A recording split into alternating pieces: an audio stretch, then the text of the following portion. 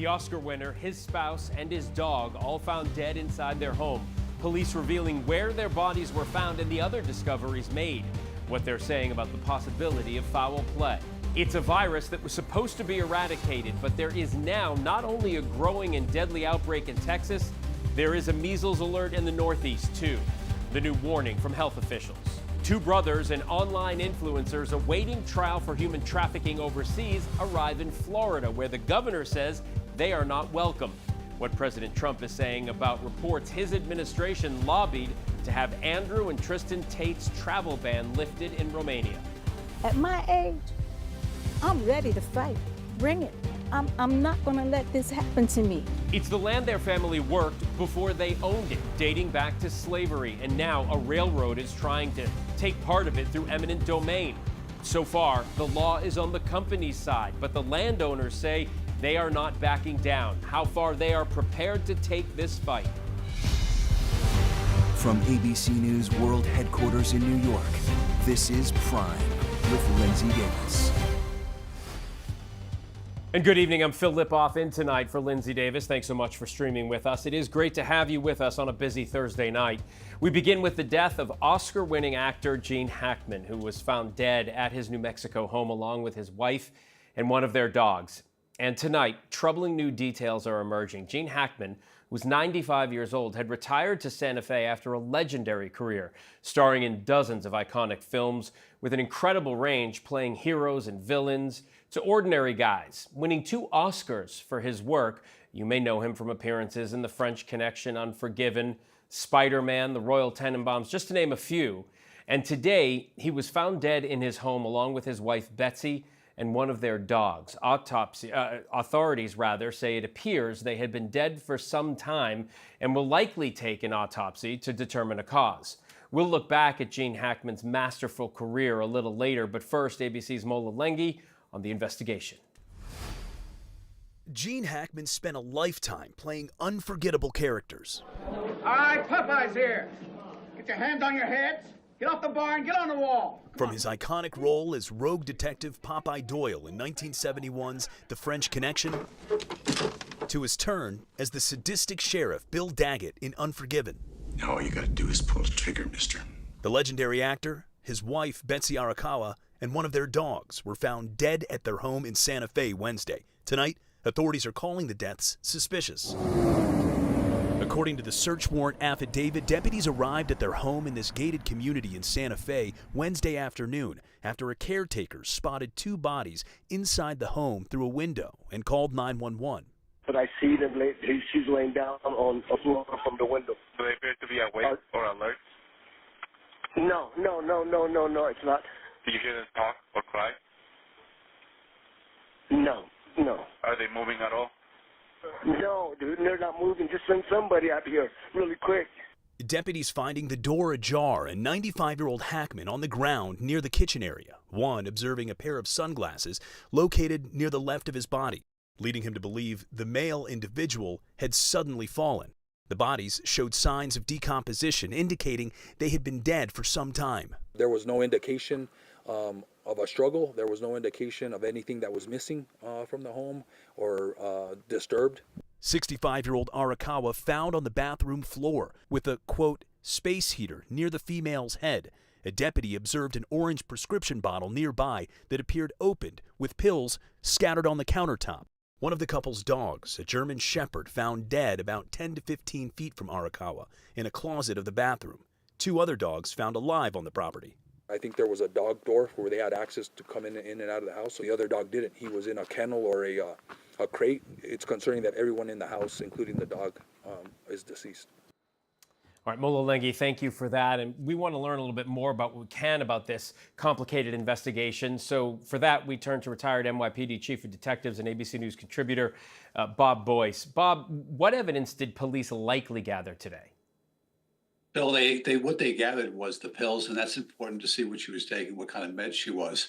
Here's what's really suspicious here is the fact that it's unexplained more than anything else. You have 2 deceased 2 bodies in different rooms. They seem to have fallen to the floor as if they were overcome by some kind of gas or something. However, there's no carbon monoxide traces in the house. So it's an oddity. So they'll be removed for an autopsy, and then it'll determine exactly what went wrong. Same thing with the pet that was found. It's called a necropsy, and that'll be done on him as well. And we'll know more. But in the meantime, you really have to lock down the house because you don't know what you have at this point. And that's what they've done. Got a search warrant, remove things, and lock down the premise. Yeah, and Bob, in your career, you've been to so many crime scenes, accident scenes. What, if anything, stands out to you as perhaps unusual about this? Well, it's tough to say because the bodies were in decomposition. So this probably happened at the end of the weekend, Sunday or Saturday, I would say. So that's where we are right now. The thing is that this is a major star here, and I was looking for cameras in a house, some security systems. That doesn't seem to be the issue here. So that's what you generally look for when you go into a residence like this. That's unusual. The fact that the 2 dogs lived, and that's also has to be explained away as well. So toxicology and carbon monoxide tests were requested, of course. How fast can something like that be processed, and are they ever inconclusive? They can be, but that's rare. The toxicology takes a while. So it may be a couple of weeks before we find out about the blood within both individuals, if there was some kind of contamination. And the blunt force trauma, they do it post. They'll do a post-mortem exam of them and see if there's any condition, anything that we haven't seen before that's not readily apparent upon the crime scene. So that doesn't seem to be an issue. It's going to be on the toxicology. I think that's where we're going to find out exactly what happened. And Bob, just finally, the Santa Fe County Sheriff's Office said there was no sign of foul play as they see it when they get there. But are investigators still reaching out to loved ones to get a sense of what was happening in the family? Oh, absolutely. You want to find out who the last person, you put together a timeline, and that's important in these investigations. Who's the last person who talked to them, whether by phone call or by coming into the house? That's where you start from there, exactly what happened going on. How often do they go out? Mr. Hackman was 95 years old. So he's still moving around. But nonetheless, you really have to put your timeline, who's the last person who saw him alive, so you can start from there to figure this thing out. All right, retired NYPD Chief of Detectives and ABC News contributor Bob Boyce, your expertise is always helpful. Thank you, sir. Coming up, a look back at Gene Hackman's legacy and the roles that defined his incredible and long career. Meantime, right now, health officials say they are in the race to contain the spread of measles in the U.S., one of the most contagious viruses in the world. 3 confirmed cases in New Jersey and more than 120 in Texas, one of them fatal. It's an alarming return for a virus that had been eliminated in the U.S., at least for the last 25 years, because of vaccines. Here's Ariel Reshef. Tonight, the urgent fight to curb the spread of measles, with cases reported from New Mexico to New Jersey, and the deadly outbreak in West Texas. Officials warning this is the tip of the iceberg and could last months. In New Jersey, a child who had traveled internationally was hospitalized in Bergen County. 2 close family members of the young patient were later infected.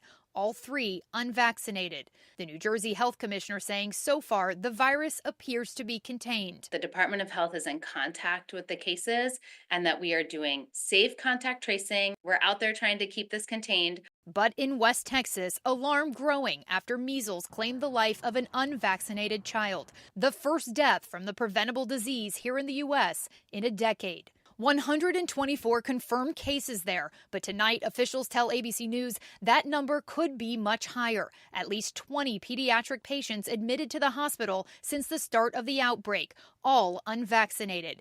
Even more patients expected to test positive in the coming days. Measles was basically eliminated in this country in 2000, but unfortunately, if we continue to see prolonged, sustained outbreaks, we may lose that status. Measles is highly contagious, transmitted through droplets in the air or touching infected surfaces. The CDC saying 90% of those who are unvaccinated and come in contact with the disease will contract it. The virus is most contagious 4 days before the rash appears and 4 days after.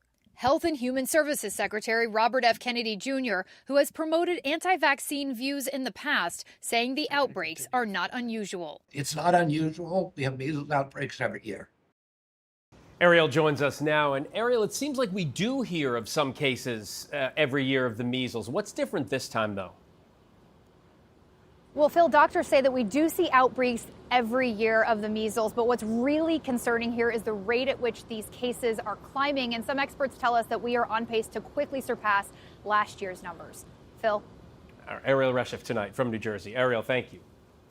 Two brothers, Andrew and Tristan Tate, charged with human trafficking overseas, have now arrived in Florida. The brothers, both Trump supporters, were asked if the president helped get their travel ban lifted. In the Oval Office, President Trump was asked if he knew the Tates were here now. ABC's Victor Akendo in Florida tonight. Notorious influencers Andrew and Tristan Tate today touched down in a private plane in Fort Lauderdale, raising questions about how the brothers charged with human trafficking were free to fly to the U.S. from Romania after a ban on their travel was suddenly lifted. The brothers have denied the allegations against them, today casting themselves as victims. We live in a democratic society where it's innocent until proven guilty, and I think my brother and I are largely misunderstood. There's a lot of opinions about us, a lot of things that go around about us on the internet. We've yet to be convicted of any crime in our lives ever. Andrew Tate, a self-described misogynist with millions of followers, is accused, with his brother, of forming a criminal group, allegedly luring women to Romania and sexually exploiting them. Andrew was also charged with rape. I will state right now that I am absolutely sexist and I'm absolutely a misogynist. Police raided the home of the far-right influencers and arrested them in 2022. Andrew, a vocal supporter of President Trump, just weeks ago posting on X, "The Tates will be free. Trump is the president. The good old days are back." Today, the brothers ignored questions about whether the president paved the way for their travel. Did Donald Trump help get the travel ban lifted? The Tates are also facing criminal charges in the UK. And during that visit with the British Prime Minister today, the president said he knew nothing about it. You're saying he's on a plane right now? He's back. They already did. Yeah, I just know nothing about it. We'll check it out. We'll let you know. And Victor joins us now. Victor, what are state officials saying about the Tates coming to Florida? Governor Ron DeSantis did not mince words, saying that the Tates are not welcome here in Florida. For months now, though, some key Trump allies have been calling for an end to the prosecution of the brothers. Phil? All right, Victor Akendo from Miami. Victor, thank you. And as you just saw, the British Prime Minister visited the White House today, really to make the case for supporting Ukraine. He and President Trump agreed on the need for a peace deal, but they differed on whether to trust Vladimir Putin. Let's get to ABC Chief White House correspondent Mary Bruce. Tonight, British Prime Minister Keir Starmer traveling to the White House to convince President Trump to support Ukraine. And to set the tone, he began with an invitation tailor-made for Trump. This is a letter from His Majesty the King. It's an invitation for a second state visit. This is really special. This has never happened before. This is unprecedented. And I think that just symbolizes the strength of the relationship between us. So this is a very special letter. I think the last state visit was a tremendous success. It was. His Majesty the King wants to make this even better than that. So this is truly historic. The Prime Minister clearly trying to warm Trump up for the tough conversation to come. The two men discussing a peace deal between Russia and Ukraine, differing greatly on whether to trust Vladimir Putin. Trump adamant Putin will keep his word. No, I have confidence that if we make a deal, it's going to hold. Today, for the first time, the president saying he will try to convince Russia to return some of the land they've taken from Ukraine. Then the other question I ask is about the land. Will you get your land back? Well, they've fought long and hard on the land, and you and I will be discussing that, and we're going to certainly try and get as much as we can back. At a press conference later, the British Prime Minister declared the UK will put boots on the ground and planes in the air to support a deal. History must be on the side of the peacemaker, not the invader. We've discussed a plan today to reach a peace that is tough and fair, that Ukraine will help shape, that's backed by strength, to stop Putin coming back for more. Trump has faced questions about whether the U.S. will defend its European allies against Russian aggression. Today, he was asked point blank if he will stand by Article 5, which says an attack on one NATO country is an attack on all. I support it. I don't think we're going to have any reason for it. I think we're going to have a very successful peace, and I think it's going to be a long-lasting peace, and I think it's going to happen hopefully quickly. If it doesn't happen quickly, it may not happen at all. It comes as the president prepares to meet tomorrow with Ukrainian President Zelensky, whom he called a dictator just days ago. Will you take the opportunity to apologize to him for calling him a dictator while praising Vladimir Putin Who is a dictator? I think we're going to have a very good meeting tomorrow, 11 o'clock. And I think we're going to have a very good meeting tomorrow morning. We're going to get along really well, okay? We have a lot of respect. I have a lot of respect for him. And Mary joins us now from the White House. Mary, what can we expect from that meeting tomorrow?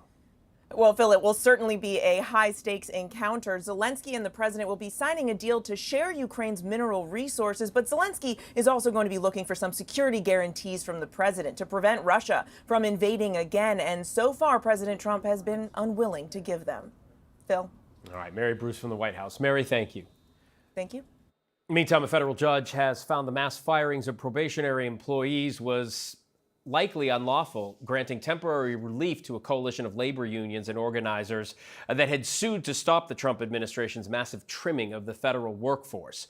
Earlier today at the Ronald Reagan office building, USAID employees who have been terminated or placed on administrative leave cleaned out their desks. As you see, some supporters gathered outside of the building to cheer for the ousted workers who received notices they could collect their belongings during specific hours in 15-minute increments today and tomorrow.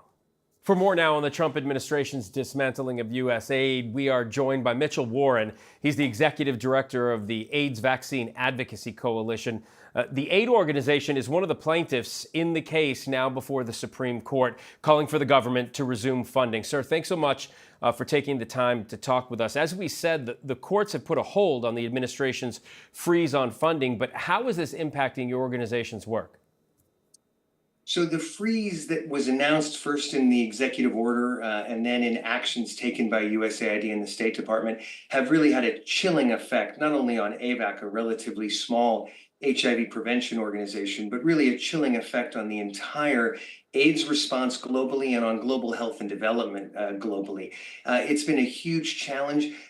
Not that programs should operate in perpetuity, but the idea that programs have an on-off switch is naive and destructive. So you're seeing huge setbacks across the board in health and development. I know you know this. The administration has said USAID contracts were canceled because they were related to DEI efforts or they were deemed wasteful in some way. What's your response to that? There are tens of thousands of USAID and State Department supported programs that work across the widest degree of issues. And they all are needing, every program should be evaluated and reviewed. But the idea that you would dismantle over 10,000 programs in the blink of an eye, literally in 24 hours, and to say that that's the cause is ludicrous. It's taken decades to build these programs up. And it's taken really 24 hours to decimate them. And that leaves not only health and well-being around the world, including in this country, at risk, but it actually really compromises diplomatic relationships with countries far and wide, which is what these programs are. You say a lot of this goes back decades. We can go back to President George W. Bush, who initiated the U.S. government's worldwide response to AIDS. So much progress has been made since then. What do you believe is at risk if these programs are stopped because of a lack of funding? When President Bush created PEPFAR in 2003, many of us working in HIV were surprised. It was at a state of the epidemic where it was still raging, where antiretroviral therapy was not widely available. And President Bush stepped up and created a program that has had broad bipartisan support for 20 years. Republicans, Democrats, House members, senators, including Marco Rubio, the Secretary of State, was one of PEPFAR's biggest supporters. We're now at a point 20 years later where we can actually envision the end of HIV as an epidemic, as a global health threat. Particularly, there's some new innovations particularly in prevention, that's just being introduced this year that PEPFAR has been a pioneer in supporting. So we've never been better poised to imagine the end of an HIV epidemic. And stopping that is derailing, people's lives. It's derailing public health, not just in countries outside of the United States, but even in the United States. Well, we're going to continue to cover it, and we're certainly going to watch what happens at the Supreme Court level. AIDS Vaccine Advocacy Coalition Executive Director Mitchell Warren, thanks so much for your time, sir. Thank you so much. Negotiations between Israel and Hamas for the second phase of the Gaza ceasefire began in Cairo today. Delegations from Israel, Qatar, and the U.S. will discuss ways to enhance delivery of humanitarian aid to the Gaza Strip and perhaps even broker an end to the war. Negotiations will also continue for the return of all remaining hostages alive in Gaza. According to Israel, there are 59 remaining hostages, but 32 are believed to be dead. The cause and manner of death of actress Michelle Trachtenberg are undetermined after her family objected to an autopsy for religious reasons. Because there is no suspicion of foul play, the medical examiner did not overrule the family's objection. The 39-year-old actress, famous for Gossip Girl and Buffy the Vampire Slayer, was found dead in her New York City apartment Wednesday morning by her mother. Police sources say she had recently undergone a liver transplant and may have suffered complications from it. Still to come, a school bus filled with kids suddenly burst into flames, the quick thinking that saved lives. But next, in our prime focus, one family's fight to save the land their ancestors were literally enslaved on from a railroad. It's not for sale. My grandfather bought this place in 1928. And one of the things that my daddy always told me was, don't you ever sell this place.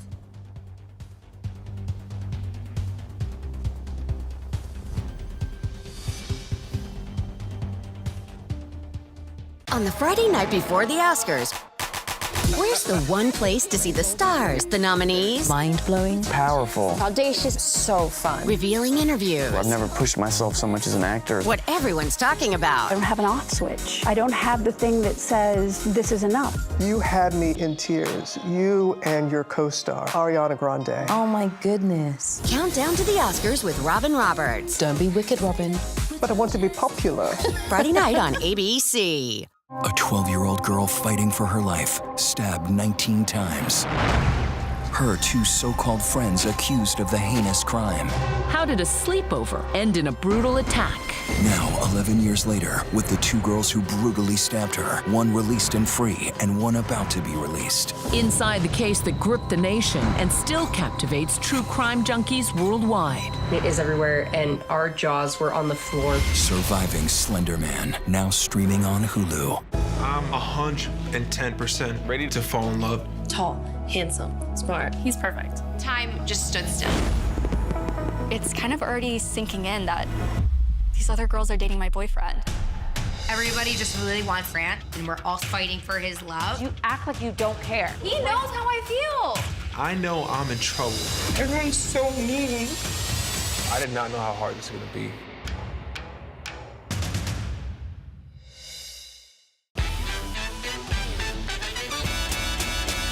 Attention teachers, no child is to be sent to the principal's office today. Kids, if you want to do crime, now's the time.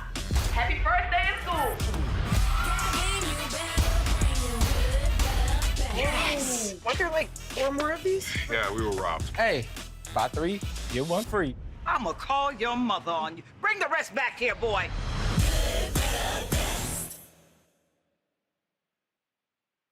The news never stops. From Tampa, we are here tonight as Hurricane Milton has just made landfall. The surge just keeps coming up. Right on the border between Ukraine and Russia. In downtown Tel Aviv, rockets or missiles coming in. ABC News Live everywhere. We're not far from where this rally took place, so just stick with us here. Here in London, from the front lines, Off the coast of Gaza, wherever the story is. we're gonna take you there. You're streaming ABC News Live. ABC News Live. You're streaming ABC News Live. ABC News Live, streaming free everywhere. Boys. Auntie? This is how your father's business works.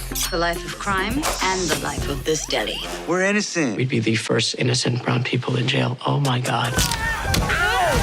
There's a gun in the credenza. Finish him off now. What? What part of this are you not understanding? Credenza, if I'm being honest, I don't think I know what that is.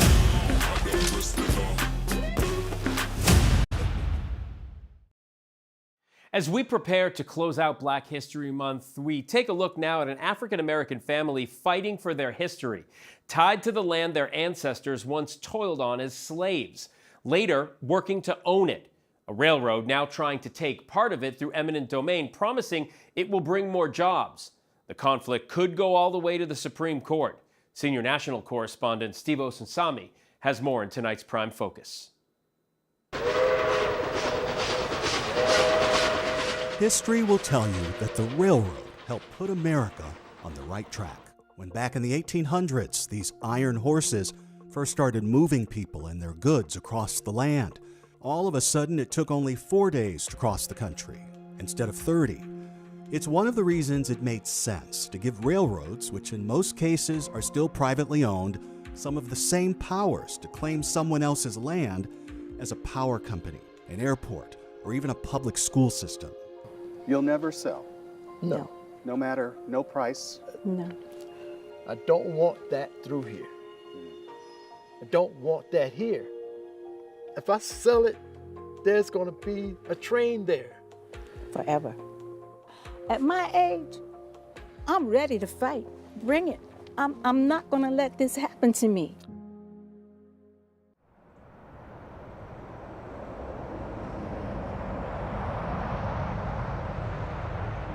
"72-year-old Blaine Smith, his wife Diane, his brother Mark next door, and his wife Janet are fighting centuries of history and U.S. law that still say a privately owned railroad can knock on their door in Middle Georgia and tell them that they need to sell a 3/4-mile strip of their land that's been home to their family since slavery. It's going to go up on the other side of the ponds and go on right down through that way. Over here? Yeah. And not to build a park or a train station that they too might use, but for a business interest that the railroad says will help everyone. A new 4-mile stretch of rail line that would lead to a rock quarry and a handful of other businesses on the other side of the Smith family property. Right now, the quarry uses trucks, but if the railroad gets its way, the new train line could make the quarry and the railroad a lot more money. I feel that we were targeted. This particular community was targeted because it is a black community. We've been labeled poor and black for so long, and how are we going to fight back? Is what's happening here racism? Absolutely. Yes. Absolutely. Yes, it's racism. We didn't want to use that word. We didn't want to say that. Trying to stay away from it. But that's why we have a quarry right here in this neighborhood. It's not for sale. My grandfather bought this place in 1928. You know, and one of the things that my daddy always told me was, don't you ever sell this place.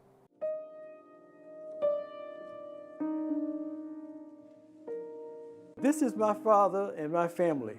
Their family story is the very definition of black history in America and hangs on the walls above a fireplace in the main farmhouse.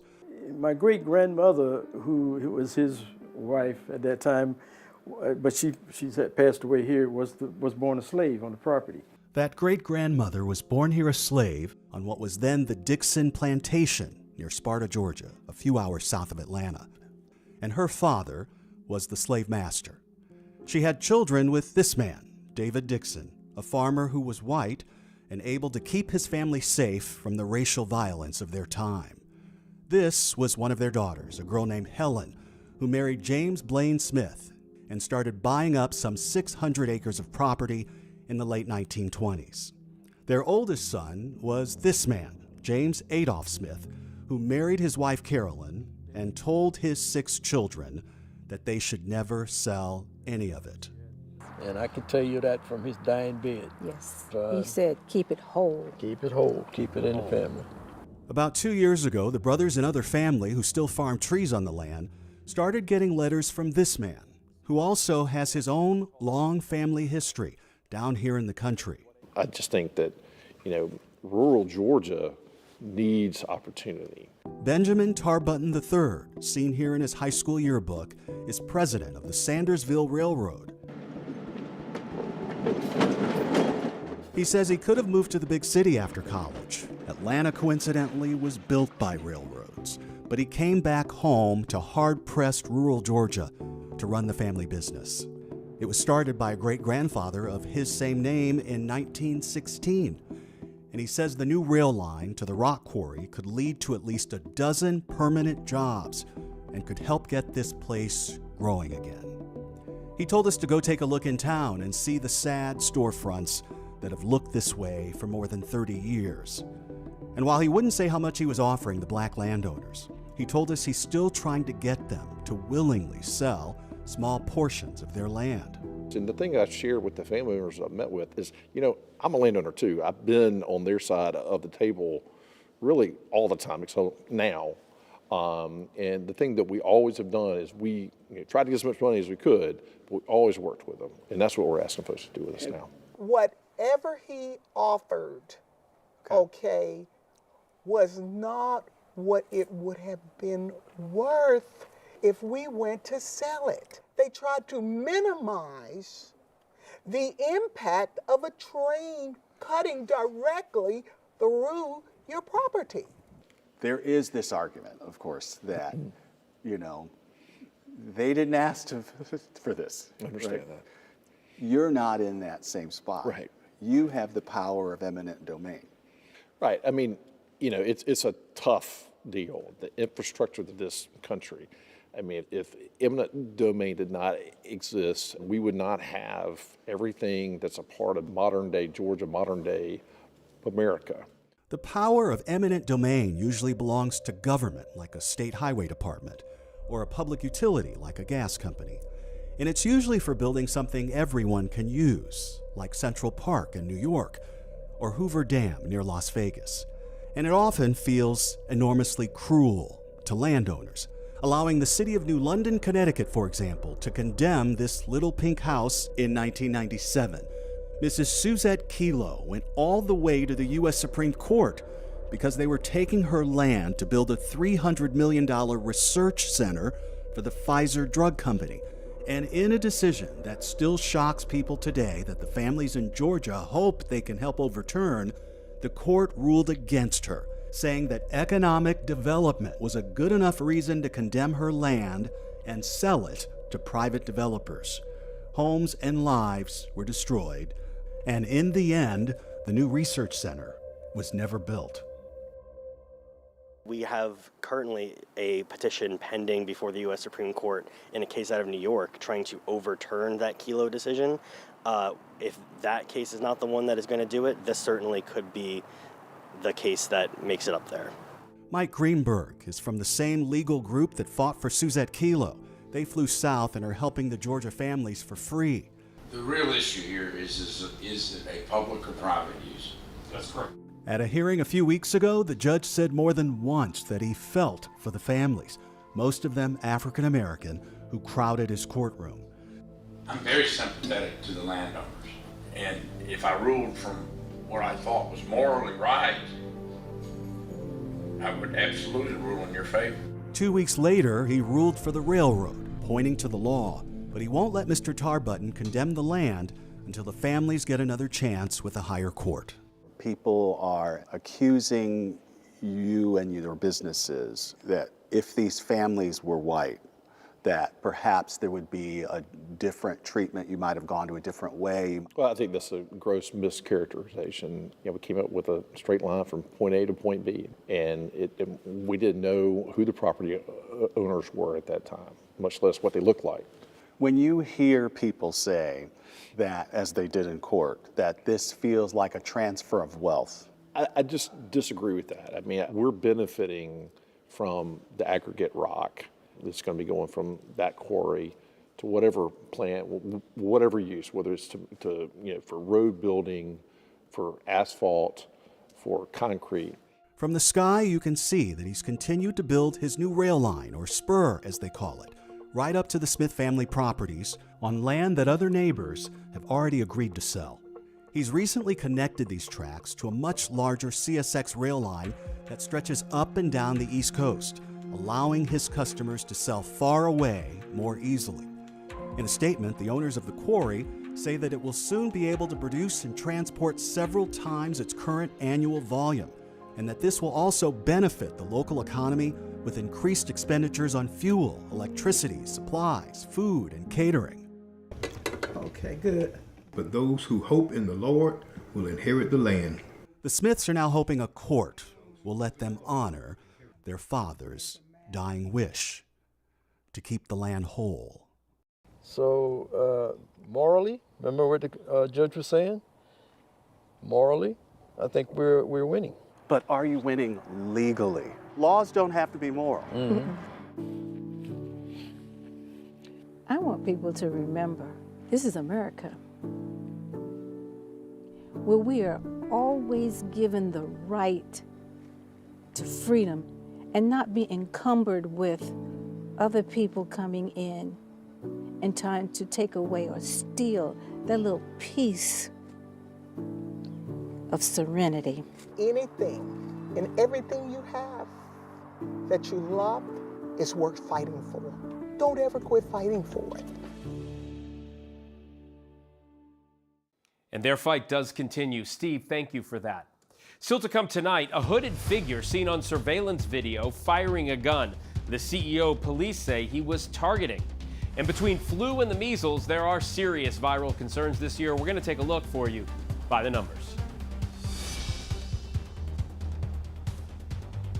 I'd never seen that many skeletal remains. Thousands. This killer, he's the dumber you've never heard of. There were mannequins, almost like it was a club. I felt the presence of evil. Never before a face-to-face interview with the camera. Why now? Let me ask you, am I the evil culprit, the accomplice? I'd like to know how the audience views me. The Fox Hollow Murders, Playground of a Serial Killer, only on Hulu. People do not know how to date. That's why they come to us. As a matchmaker, we're here to help you get your wings on. Let's get some people married. Why are you single? Maybe the kind of guys that I go for. You go for hot guys. Yeah. It's a pitfall. What would you say are like the top things you're looking for? You don't like hairy men, so all Muslims are out. What are you talking about? This process doesn't have to suck. He's cute. Make it happen, boo.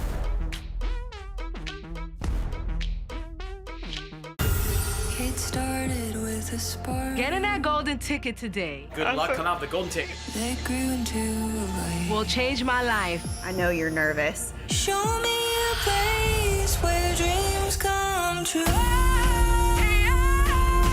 I've never seen anything like it.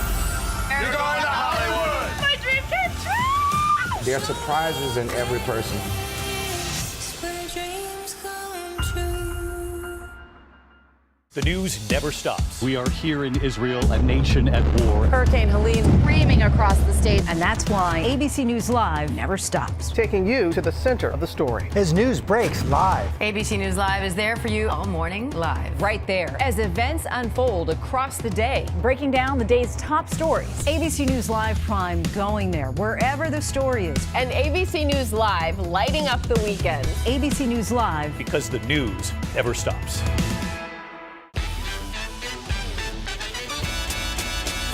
Attention teachers, no child is to be sent to the principal's office today. Kids, if you want to do crime, now's the time. Happy first day of school.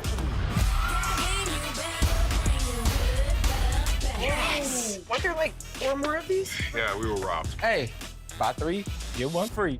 I'ma call your mother on you. Bring the rest back here, boy.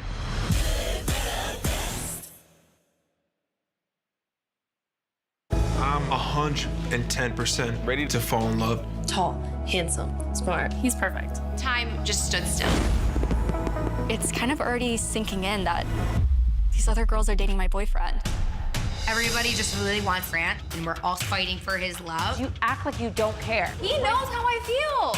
I know I'm in trouble. Everyone's so mean. I did not know how hard this was gonna be.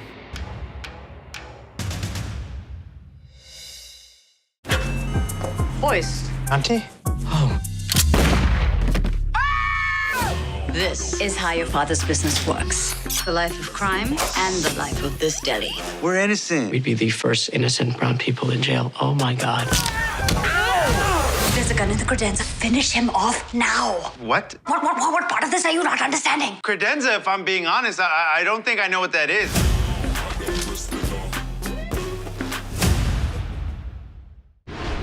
Reporting on abortion rights from the Arizona State Capitol, I'm Elizabeth Schulze. Wherever the story is, we'll take you there.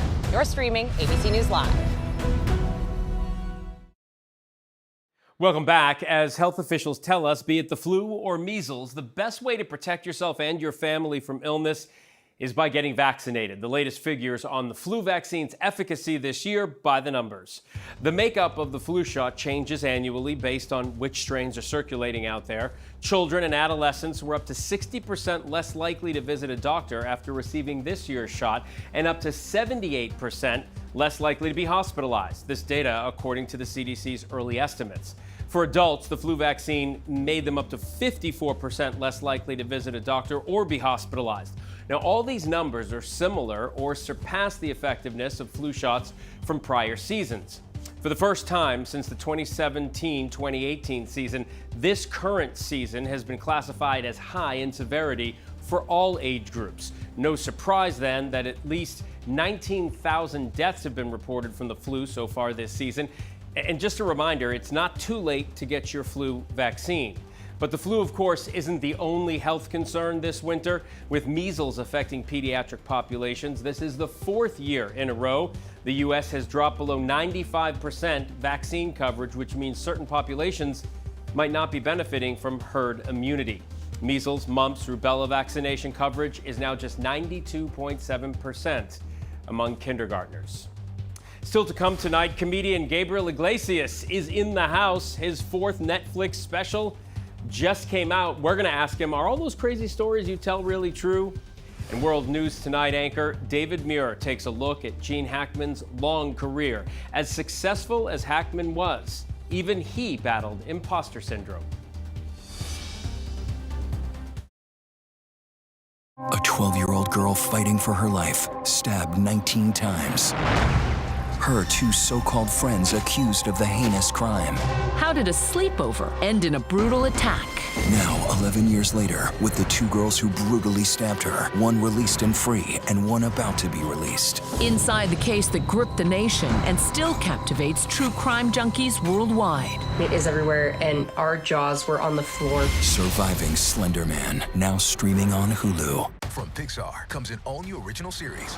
Everyone is chasing the feeling of a win. Hey, Lori, you're famous. But if someone wins, you're not funny. Somebody has to lose. What did I just do? One story. No matter what happens, you are all winners. Told from 8 sides. We'll make it work. We always do. Better not blow it. Disney Pixar's Win or Lose. Available February 19th only on Disney+. What's good to watch? Read? Where can I get a great deal on what I'm just dying to buy? Oh, it's all right here. GMA Life. All the exclusive and buzziest celebrity good stuff. Deals and steals with amazing savings and the coolest lifestyle tips from Good Morning America. Get excited! I love that so much. It's time for GMA Life. GMA Life, streaming weekends on ABC News Live. Your weekend just got a little better with GMA Life. Boys. Auntie? Oh.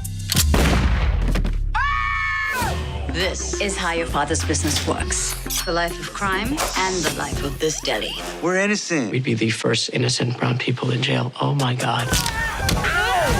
There's a gun in the credenza. Finish him off now. What? What part of this are you not understanding? Credenza, if I'm being honest, I don't think I know what that is.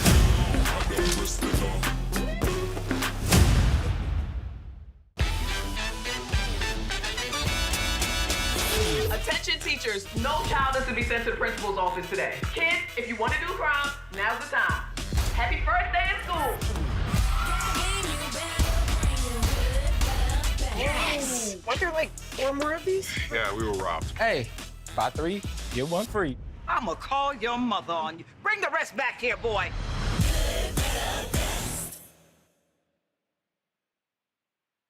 I'd never seen that many skeletal remains in thousands. This killer, he's the Dahmer you've never heard of. There were mannequins, almost like it was a club. I felt the presence of evil.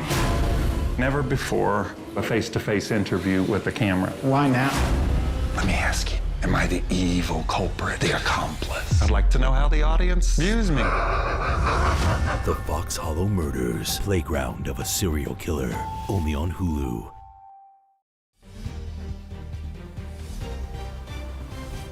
Welcome back. We want to return to the sudden death of actor Gene Hackman as the tributes tonight are pouring in. World News Tonight anchor David Muir looks back at Gene Hackman's remarkable career.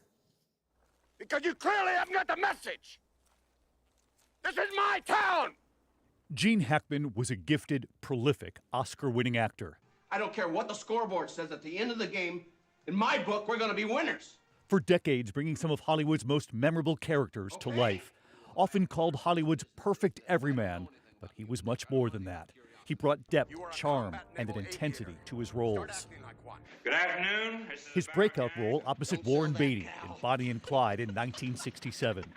We're going to have ourselves a time, boy. We surely are. I know the deal hasn't gone down. I know it hasn't. I can feel it. I'm dead certain.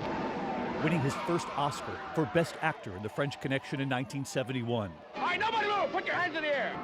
He was asked over the years about that scene, the pioneering car chase, considered one of the best ever. We lost 3 cars. We had a siren on our car, which you didn't hear, of course, in the actual film, to kind of clear out the traffic, and then we would just go. Gene Hackman teaming up with so many Hollywood stars, opposite Christopher Reeve in Superman. It's kryptonite, Superman. Little souvenir for the old hometown. I've spared no expense to make you feel right at home. With Tom Cruise in The Firm. So we're not a couple of idealists. Heaven forbid.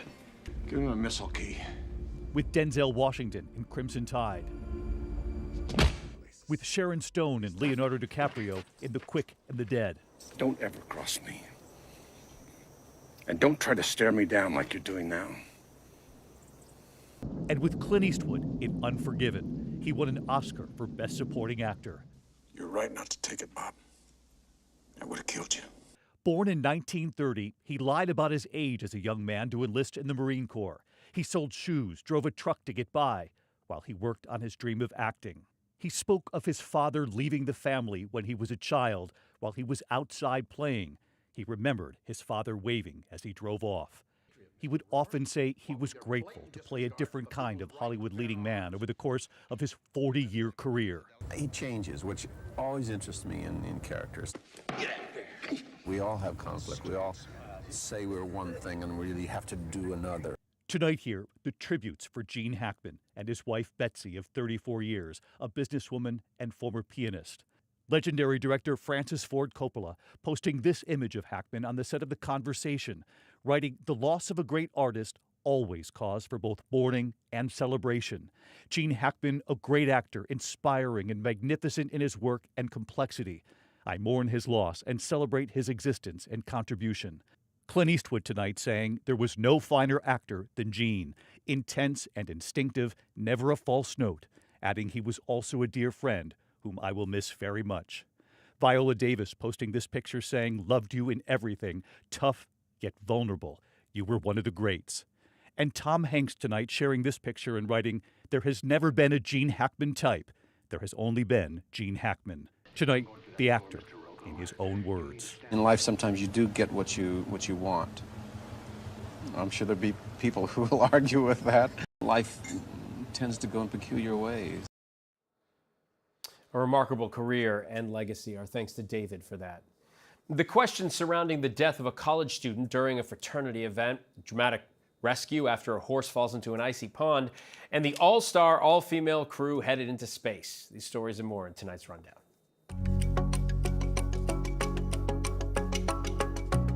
Authorities are investigating the death of a student at Southern University in Baton Rouge, Louisiana. Caleb Wilson was reportedly taking part in a fraternity ritual off campus when he collapsed and died. Police say he was unresponsive when friends brought him to the hospital. No word on the exact cause of death. School officials say they are aware of the off-campus incident and are cooperating with police. A school bus driver is being praised for saving children on a burning bus in Cleveland Heights. The bus was heading to Monticello Middle School when it suddenly burst into flames. The school says the fire started behind one of the rear wheels. The driver quickly got all 15 students safely off the bus, and no one was hurt. The latest look at weekly unemployment claims hints at a softening jobs market. And the week leading up to February 22nd, 242,000 claims were filed for jobless benefits, 22,000 more than the week before, and the highest count since October. Federal employees terminated by Elon Musk's Department of Government Efficiency are not reflected in the weekly number, but Washington, D.C. did show a 26% jump in filings for jobless benefits. Oh, easy. Dramatic body camera video shows the rescue of a 1,300-pound horse that fell through the ice in upstate New York. Police in Saratoga Springs used 3 ropes and lots of pulling to get the horse, named Sly, out of the frigid water. He was warmed up at a local animal hospital and sent home. All right, I got him. Come on, baby. Police are searching for a suspect accused of targeting the home of an insurance company CEO in Lake Oswego, Oregon, just outside of Portland. Authorities say the hooded suspect was seen on surveillance firing into the house. No one was hurt. SAIF CEO Chip Terhune told police he received a threatening email containing names and addresses of other employees. This comes more than 2 months after Luigi Mangione allegedly shot and killed United Healthcare CEO Brian Thompson outside of a hotel here in New York. Mangione has pleaded not guilty. Billionaire Jeff Bezos' space exploration company Blue Origin announced a new planned flight for this spring with some very recognizable crewmates. The all-woman crew aboard the New Shepard include pop star Katy Perry, CBS journalist Gayle King, NASA rocket scientist and STEM advocate Aisha Bowe, civil rights activist Amanda Wynn, film producer Carrie Ann Flynn, and entertainment journalist Lauren Sanchez. In a press release, Bezos' fiancée, Sanchez, was said to have brought the mission together with the hope of inspiring future generations. You'll remember our own Michael Strahan was on just the 3rd ever manned Blue Origin flight back in 2021, calling that 10-minute mission unreal. With more than 600,000 tickets sold in 2024, Gabriel Iglesias is one of the most popular comedians in the world and the 3rd highest grossing. His stand-up is a mixture of storytelling, parodies, characters, sound effects that are all amazing and extremely funny. And he just came out with his 4th Netflix comedy special, The Legend of Fluffy. Take a look. Someone broke into my house. They were looking for a safe. I said, a safe? Did they check the mattress? I grabbed the edge of the bed, right? And I picked it up and I was like, ah, stupid! Gabriel Iglesias is here in studio with us. I have to say, it's so nice to meet you. I've been watching your comedy and laughing for an awfully long time. In your stand-up, you tell a lot of stories. And I think that's the part of the genius of your comedy. You let them breathe. I'm wondering how many of these stories, if you had to give me a percentage, are true? Well, everything that I talk about on stage is based on an actual thing that occurred. So everything is? Yes. Do I embellish? Absolutely. Sure. I have to do things in order to make it fun for everybody and acceptable for myself, because most of the stories are based on things that went wrong. And at the time, it wasn't funny. That's the gift. I find a way to turn lemons into lemonade. So the mattress and the money?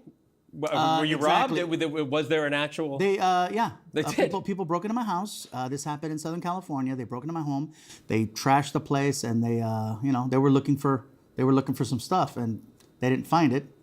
But I wound up selling my house.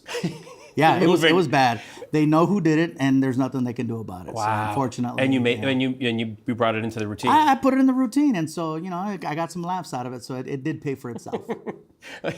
You've been a comedian for 27 years? Yes, this is year 28 now. And this is your 4th special? 4th with Netflix. 4th with Netflix. 9th special total. What makes this one different? How is this different? I think the fact that I took a lot of chances and went into different veins versus keeping it safe.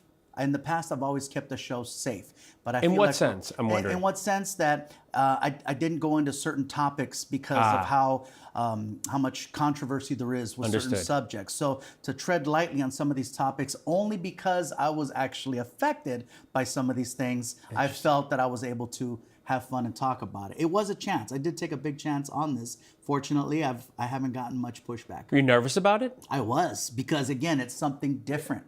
I didn't just continue to do the same. And so you could have, because what you've been doing, you've been very successful. It's working very well. It's working very well. But how do you grow? Right. The only way you can grow is by taking a chance. So moving forward, I think I'm going to start taking more chances. Ah, okay. You said that before you said you wanted to retire fluffy and stand up. This was after you sold out Dodger Stadium and made history doing that. Is that still something you want to do, or is it something you said before that? How are you feeling about that? Because obviously people love your stand-up. Yeah, I did talk about retiring just because of the simple fact, like, how do you top that? How do you top performing at a stadium? You know what I mean? It was a special. It was the biggest show I've ever done. It was very successful. I thought the best thing to do would be to walk away on top. On top. But the problem is I'm still young and I still love performing. Tom Brady's a great example of that, and he kept going because you feel like you have more to do and you're on top. I would imagine when you're as popular as you are, 600,000 tickets in 2024, you sell at Dodger Stadium, that people love what you're doing and you want to give them more of it. First of all, thank you for comparing me to an athlete. I appreciate that. And the best of all time, yeah, the GOAT. I don't care what anybody else says. Tom Brady's the man. I agree with you. It was one of those things where, I still felt like I had more to go. I'm wondering, is that you talking to yourself, or did you get advice from someone along the way? And if that is just how you think, did you get advice from anybody along the way, people you looked up to? It's really hard to get advice on something like that because you're talking about walking away from something that you love. Right. So unless, this is not a regular 9 to 5. I did talk to a few people about the idea of retiring, and they're like, do you still love it? I go, yeah. Then maybe you shouldn't. Yeah.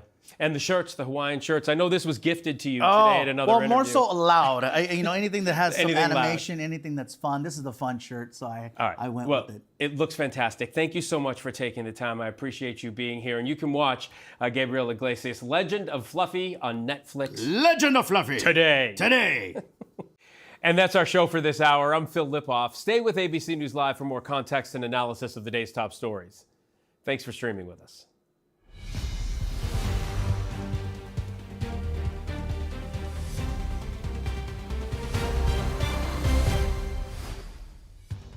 Coming up, the sudden and mysterious death of Hollywood legend Gene Hackman, his wife, and their dog.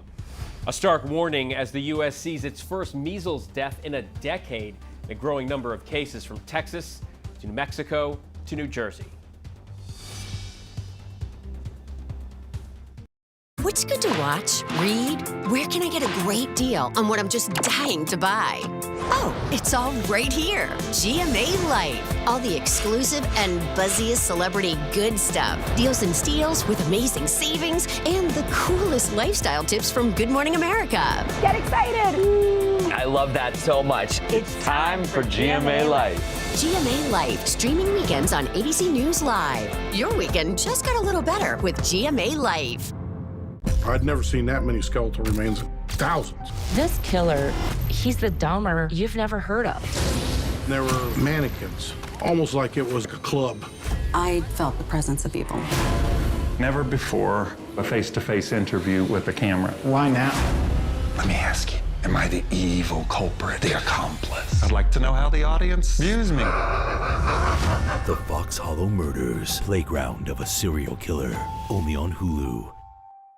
I'm 110% ready to fall in love. Tall, handsome, smart. He's perfect. Time just stood still. It's kind of already sinking in that these other girls are dating my boyfriend. Everybody just really wants Grant, and we're all fighting for his love. You act like you don't care. He knows how I feel. I know I'm in trouble. Everyone's so mean. I did not know how hard this was gonna be. The news never stops. We are here in Israel, a nation at war. Hurricane Helene screaming across the state, and that's why ABC News Live never stops. Taking you to the center of the story as news breaks live. ABC News Live is there for you all morning live, right there, as events unfold across the day, breaking down the day's top stories. ABC News Live Prime going there, wherever the story is. And ABC News Live lighting up the weekend. ABC News Live. Because the news never stops. On the Friday night before the Oscars, where's the one place to see the stars, the nominees? Mind-blowing. Powerful. Audacious. So fun. Revealing interviews. I've never pushed myself so much as an actor. What everyone's talking about. I don't have an off switch. I don't have the thing that says this is enough. You had me in tears. You and your co-star, Ariana Grande. Oh my goodness. Countdown to the Oscars with Robin Roberts. Don't be wicked, Robin. but I want to be popular. Friday night on ABC. The news never stops. From Tampa, we are here tonight as Hurricane Milton has just made landfall. The surge just keeps coming up. Right on the border between Ukraine and Russia. In downtown Tel Aviv, rockets or missiles coming in. ABC News Live everywhere. We're not far from where this rally took place, so just stick with us here. Here in London. From the front lines. Off the coast of Gaza. Wherever the story is. We're going to take you there. You're streaming ABC News Live. ABC News Live. You're streaming ABC News Live. ABC News Live, streaming free everywhere. Reporting from West Palm Beach, Florida, at the site of the Trump election night watch party, I'm Jay O'Brien. Wherever the story is, we'll take you there. You're streaming ABC News Live.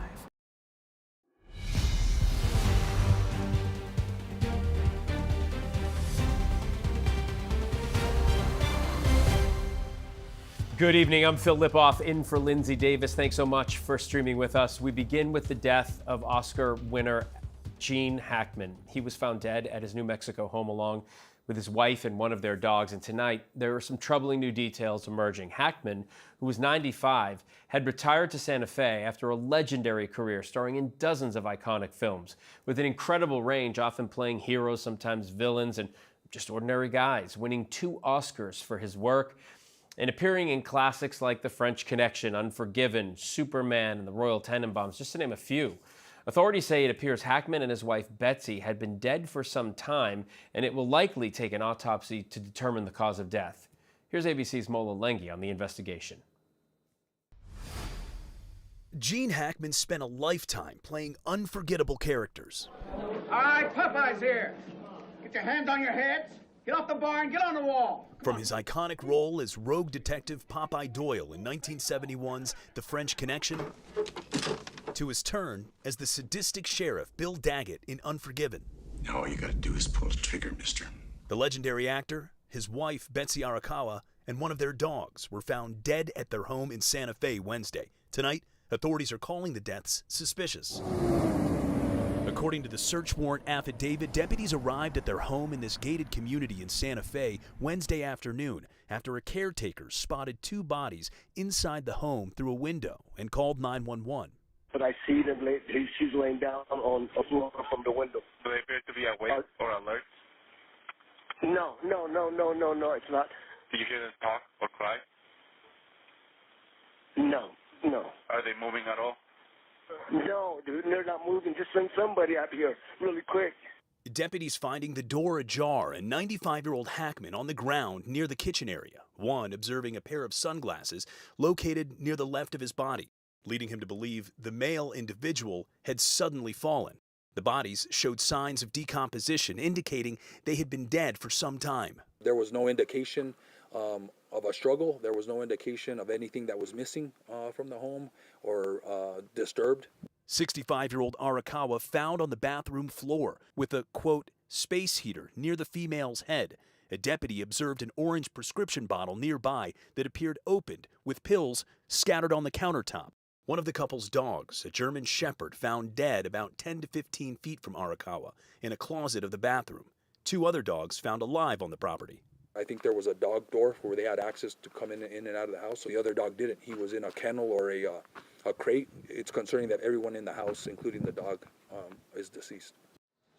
Mola Lenghi on the investigation tonight. Mola, thank you. Meantime, health officials say they are in a race to contain the spread of measles in the U.S., one of the most contagious viruses in the world.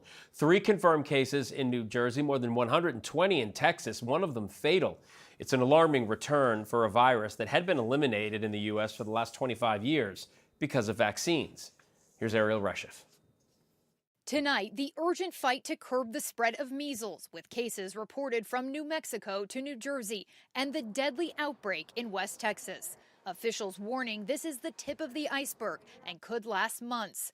In New Jersey, a child who had traveled internationally was hospitalized in Bergen County. 2 close family members of the young patient were later infected, all 3 unvaccinated. The New Jersey Health Commissioner saying so far the virus appears to be contained. The Department of Health is in contact with the cases and that we are doing safe contact tracing. We're out there trying to keep this contained.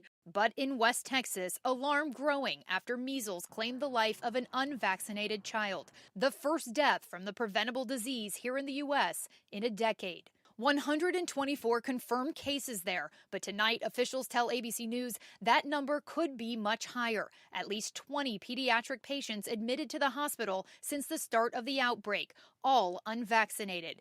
Even more patients expected to test positive in the coming days. Measles was basically eliminated in this country in 2000, but unfortunately, if we continue to see prolonged, sustained outbreaks, we may lose that status. Measles is highly contagious, transmitted through droplets in the air or touching infected surfaces. The CDC saying 90% of those who are unvaccinated and come in contact with the disease will contract it.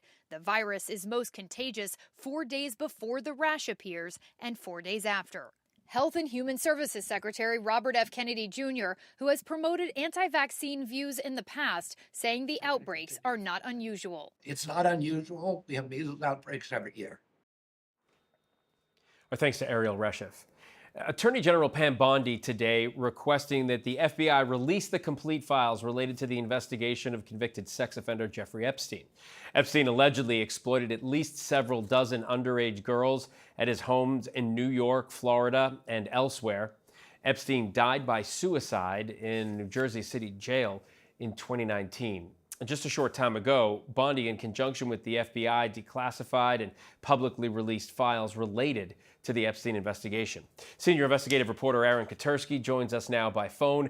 Aaron, you and the team have been going through these files. What's in them? Not much new. There are previously released pilot's logs that came out during the trial of Epstein's former paramour, Ghislaine Maxwell, who was convicted of sex trafficking charges. There is also Epstein's so-called black book, which contained names and addresses. A lot of that is redacted. That's been released publicly in various forms for a number of years now. But there is one new document that we hadn't seen before, Phil, and that is a catalog, what the Justice Department calls an evidence list. And that seems to be a catalog of what was obtained by investigators through search warrants, by searching Epstein's properties in New York and in the U.S. Virgin Islands, listing all sorts of items that investigators recovered, including multiple photo albums, a number of computers and hard drives, and there is some reference to explicit material involving photos of nude women and girls. Aaron, Attorney General Bondi says her initial request for these files before Kash Patel took over the FBI as director was ignored by the FBI field office in New York. Is there a concern that the FBI was trying to cover something up here?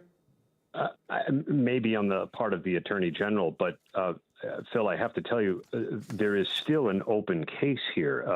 Ghislaine Maxwell, after her conviction, appealed unsuccessfully to the Second U.S. Circuit Court of Appeals, and she's still considering whether to appeal to the U.S. Supreme Court. So I'm not sure that the FBI would be hanging on to evidence for any other reason than the case hasn't been fully adjudicated. Apparently, the Attorney General is expecting the FBI to turn over more material, perhaps even some of the things on the evidence list. And she says that she intends to release to the public once it's been reviewed and redacted to protect the names of victims.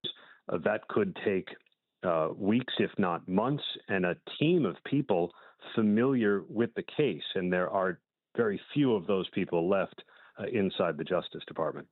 All right. Aaron Katersky tonight. Aaron, thank you. A federal judge has found the mass firings of probationary employees was likely unlawful, granting some temporary relief to a coalition of labor unions and organizations that had sued to stop the Trump administration's massive trimming of the federal workforce. Earlier today at the Ronald Reagan office building, USAID employees who have been terminated or placed on administrative leave cleaned out their desks. Supporters gathered outside the building to cheer for the ousted workers who received notices that they could collect their belongings during a specific amount of time, about 15-minute increments, today and tomorrow. For more now on the Trump administration's dismantling of USAID, we are joined by the president of Refugees International and former lead official at USAID, Jeremy Konyndyk. Jeremy, thanks for joining us and talking about this. I'm wondering, as you saw those USAID workers leaving their offices for the last time today, What was going through your mind? Well, it's just such an incredible loss of expertise and capability that has been advancing America's interests and protecting America's safety and prosperity for decades. Many of those workers, rushed headlong into Ebola zones and other crisis zones, deployed to fight famine, deployed to respond after earthquakes. Worked alongside and deployed alongside the U.S. military in Iraq and Afghanistan to rebuild those countries after war. Frankly, it's a betrayal of people who've done their best and their utmost to serve their country. President Trump's order to freeze foreign aid is on hold pending judicial review, but I'm wondering if you're already seeing an impact from the order and these firings at USAID. Yeah, it's already killing people. There are deaths in crisis zones that have already been documented and attributed to the pullback of services under this freeze already. And that's about to get much, much worse if the court does not step in and ultimately put a halt to this. What happened yesterday was the State Department sent out notices of cancellation for more than 90% of USAID's programs globally. And that included a lot of programs that are very explicitly life-saving programs that Secretary Rubio had promised publicly would be protected and would be exempted. I've talked to numerous organizations over the last 24 hours. I have yet to find one that has not had an exempted program canceled. So these waivers, these so-called life-saving waivers that Secretary Rubio has been talking about for weeks, seem to have just been a total farce because those programs are now being canceled wholesale. And for folks who either don't follow or don't really sort of understand how it works, talk about the soft power. There's this talk about soft power that is sort of wielded through groups like USAID. What does ending these programs do for that kind of power and influence that the U.S. can wield through these programs? Yeah, so USAID has always been about the sort of intersection of American values and American interests. So take HIV.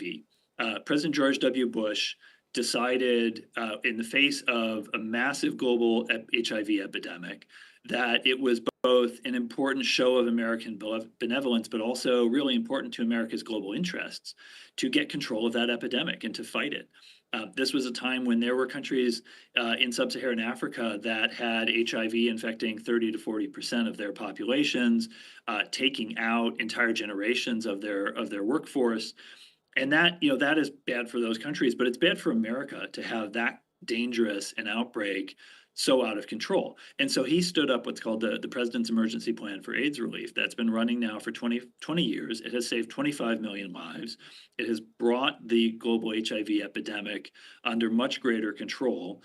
And that's about to be lost. I understand Refugees International doesn't receive money directly from USAID, but is it possible for organizations like yours to pick up the slack? No, not.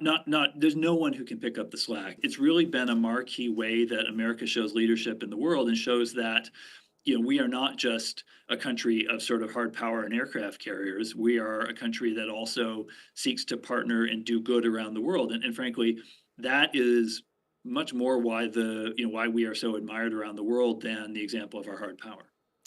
President of Refugees International, Jeremy Konyndyk. Jeremy, thank you so much. I appreciate your time. Thank you. Coming up, he turns subway commuters around the world into masterpiece portraits. Our TikTok with the artist who started sketching as a kid and now has more than 34 million followers.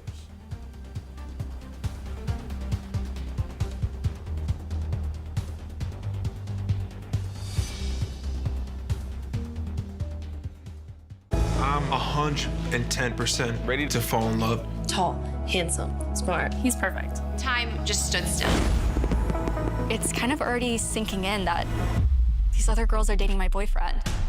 Everybody just really wants Grant, and we're all fighting for his love. You act like you don't care. He knows how I feel. I know I'm in trouble.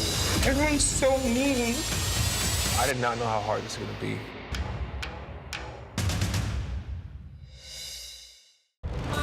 It was a kidnapping, torture case. A crime of greed and cruelty. The men tortured the victim by beating, tasing, and burning him.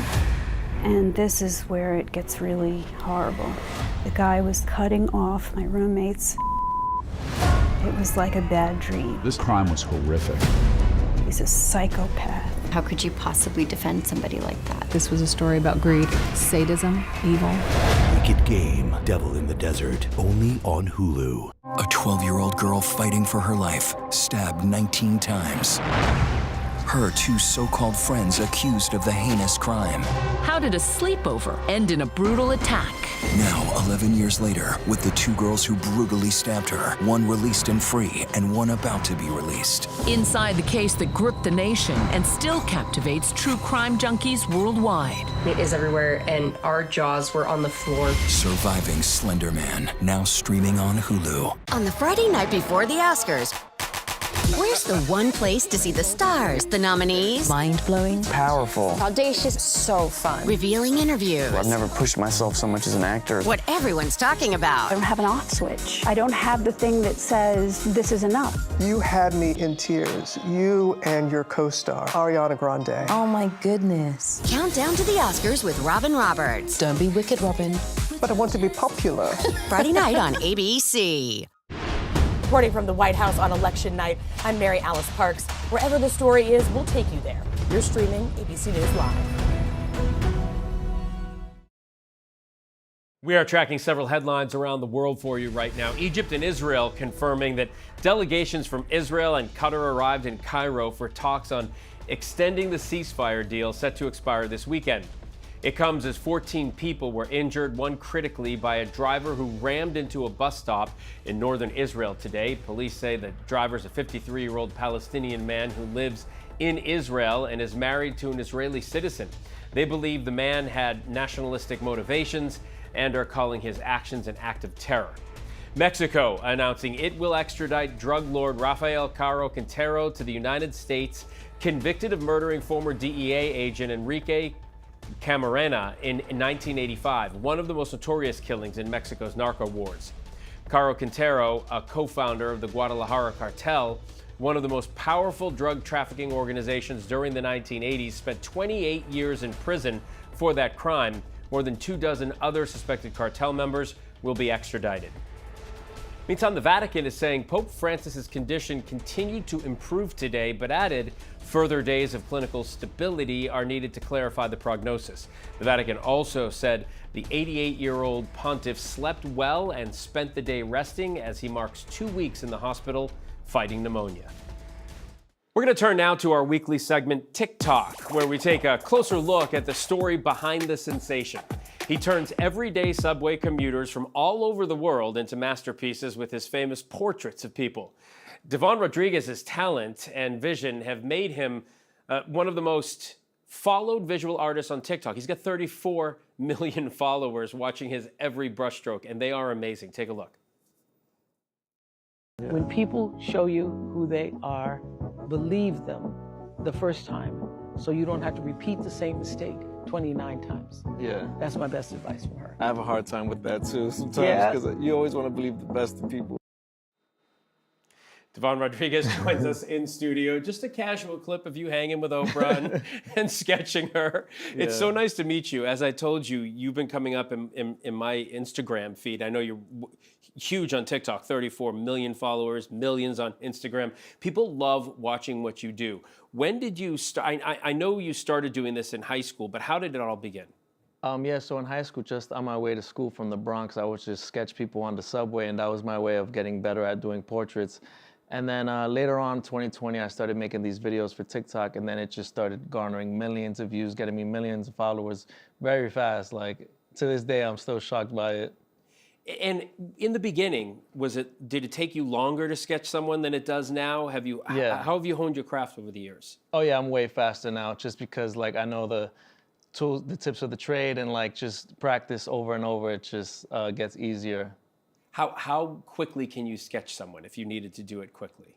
It depends on like the look. You know, sometimes they have a lot of hair or they don't, or like they have a simple shirt. So it could be anywhere from like 15 to 25 minutes. It depends. Yeah. And I know you once sort of chased that gallery route as an artist, and you were told, what I have it here, your art was too traditional. And then you went on the social media route, but eventually you did have a gallery show. And did that conversation, being told that you're too traditional for that, did that motivate you in any way?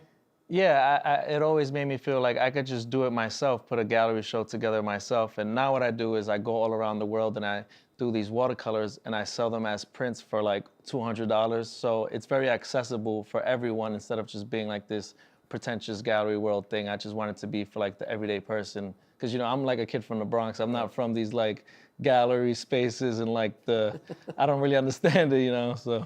Yeah, I mean, we were just talking about how you approach someone and say, hi, I'm Devon, I'm an artist, I'd like to sketch you. Yeah. You'd say maybe 1 out of 2 says yes. Now it's different because people see you and recognize you from TikTok. You're a celebrity, so when people see you on the streets, they say, oh, would you sketch me? Yeah, all the time. Like, you know, they'll tell me like, oh, I saw, and sometimes I'd like forget, like I'm just in my everyday life and they say like, oh, I just saw you with Oprah. I love the video. Or like, oh, you just came back from Japan. Like I bought one of your books and I'm like, wait, what? Like, that's crazy. And so your book, you just released your book, Portraits of the Underground Japan, Volume 2.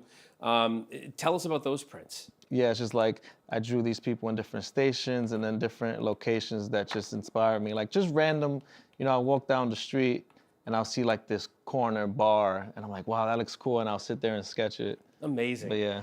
You're now working with brands like HBO and Ford, launching a merch line, which is really, really smart, especially with how creative you are. And you're creating your own courses online. How do you balance all this?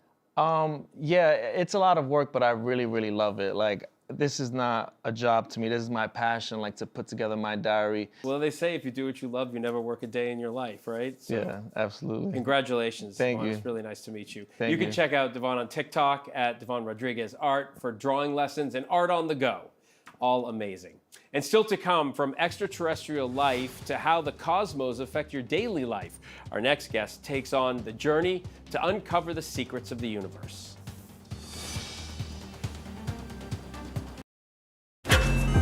Boys. Auntie? Oh.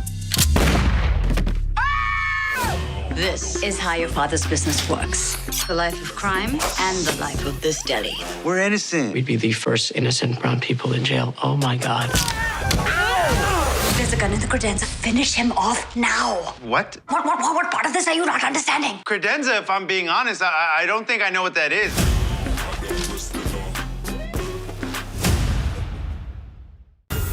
It started with a spark. Getting that golden ticket today. Good luck on out the golden ticket. That grew into a light. Will change my life. I know you're nervous. Show me a place where dreams come true. I've never seen anything like it. You're going to Hollywood. My dream came true. There are surprises in every person.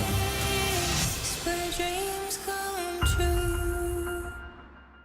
The news never stops. We are here in Israel, a nation at war. Hurricane Helene screaming across the state, and that's why ABC News Live never stops. Taking you to the center of the story. As news breaks live. ABC News Live is there for you all morning live, right there, as events unfold across the day, breaking down the day's top stories. ABC News Live Prime going there, wherever the story is. And ABC News Live lighting up the weekend. ABC News Live. Because the news never stops.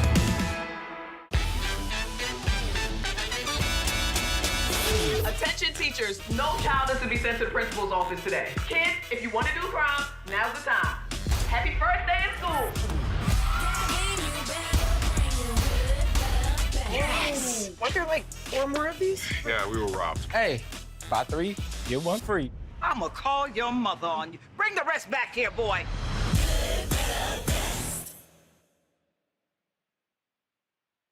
So it's a question as old as time. What is really out there? Astrophysicist and artist Dr. Nia Imara is using a blend of art and astronomy to uncover the secrets of the universe, from Saturn to Mars to extraterrestrial life in the Milky Way.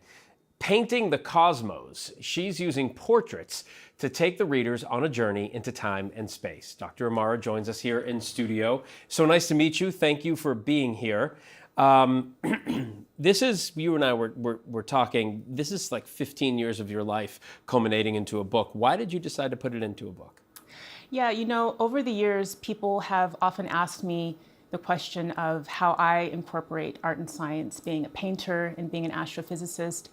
And being challenged by that question, I just really wanted to respond to that in a creative way.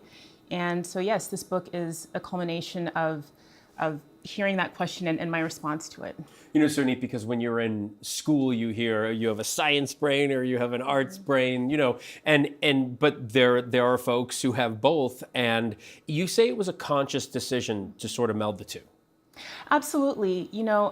I often felt that science was sort of siloed into certain spaces and certain environments, and I felt similarly about art. But being somebody who practices the two together, I really felt the desire to try to bring them together and to also learn about how different individuals and cultures throughout history have practiced the two. I think that some people have a hard time, me included, wrapping our heads around space and what's out there in the universe. And people may hear, okay, this is a book that melds science and art together. What are people going to find when they read this book? What's in here? Yes, well, the science focus of this book is astronomy, which is the science where we get to learn about the stars and galaxies and planets and all of these other fascinating phenomena in the cosmos. And so in this book, we really delve into what astronomers do and how different cultures throughout history have practiced astronomy and what their relationship is to the stars. And astronomy is really so wonderful because it's the science of light and images, which is a perfect connection with art, which is the other half of this book. And in this book, we'll explore, different artists and different scientists, how they explore different concepts such as light, such as the nature of harmony, such as the nature of time, and even what the meaning of life is. And we'll look at each of these concepts from the perspectives of both artists and scientists. So small concepts like the meaning of life. Just, little things like that, yeah. The conversation about the unknown never ends. We've been having it since the beginning of time, as you point out in this book. What is next for you in this journey of art and science? So here's the book. This is a culmination of 15 years of studying and painting. What's next for you? I'm always interested in exploring even further. One of the things that astronomy has taught me is to remain humble, is that, every time we have a question, that's going to open the door to, dozens more questions. And so, I'm always going to have questions about how the universe is working and, what Earth's place is within this grander scheme of things. And then as far as art, I'm just always interested in creating and pushing the boundaries in terms of my painting and also my writing. Yeah, and the great thing about that is with both paths, you can keep pushing the boundaries. It's absolutely endless. Science and art. Yeah. All right, Dr. Amar, thank you so much for taking the time to talk about the book. Really do appreciate it. You can buy Painting the Cosmos anywhere books are sold. And that's our show for this hour. I'm Phil Lipoff. Stay with ABC News Live for more context and analysis of the day's top stories. And thanks for streaming with us.